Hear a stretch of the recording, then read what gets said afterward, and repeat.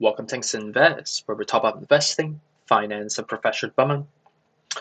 It's the current time of 1:26 p.m. on the Eastern Time on Wednesday, September 7th. Hope you guys have a good week so far. And as you can see, the composition of this video is a little bit different.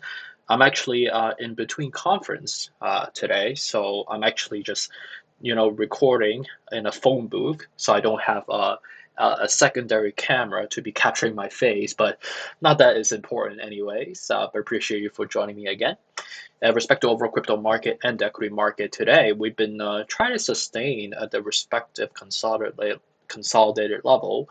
And on the technical spectrum, Ethereum is definitely fusing closer and closer together, looking for a direction to go up or go down. And I think it makes sense why that is, right? Knowing the fact that the bulk of the macro catalyst should ideally happen next week, right? But obviously, we're going to see some anticipatory pressure that's going to happen as we approach closer and closer to the weekend, which we get the typical weekend affectation. But obviously, with respect to the chronological order of the CPI report that's coming out, the PPI report, the 2.0, the merge for Ethereum specifically, but also subsequent to next week with respect to the FOMC meeting. So today we obviously have kind of maneuver and try to sustain to a technical level that's sustainable.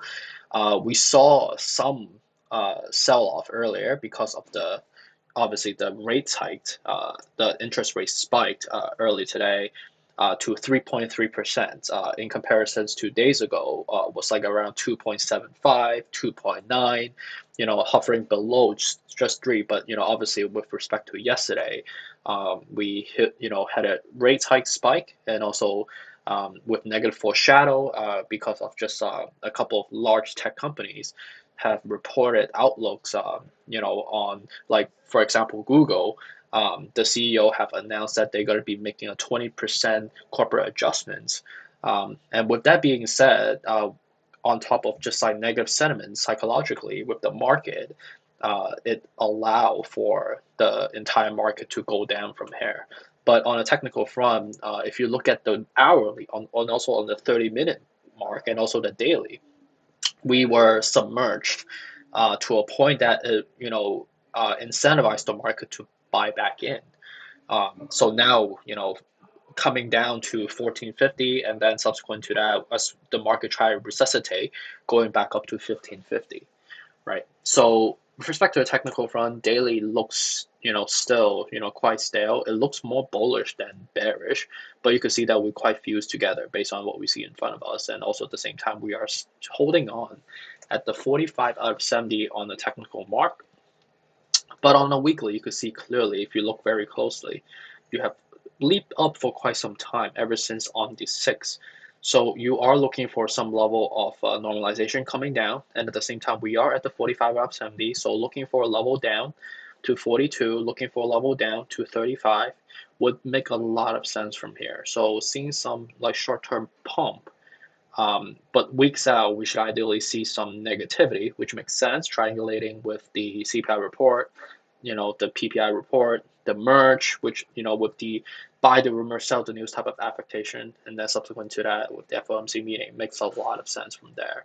And then on the monthly, obviously, as we get over the hump, let's hope that the 75 basis point again, which is likely what Jerome is gonna be announcing on the upcoming FOMC meeting, will allow for a rebound after the post-mortem effect, obviously. And on Bitcoin, you can see that it's very comparable. You see a large separations on the monthly. So we are looking for some level of leap up eventually. Weekly, you could see that we need to kind of cross down and cross up. So we should ideally see some negativity, some normalization, some downward pressure before we pump up.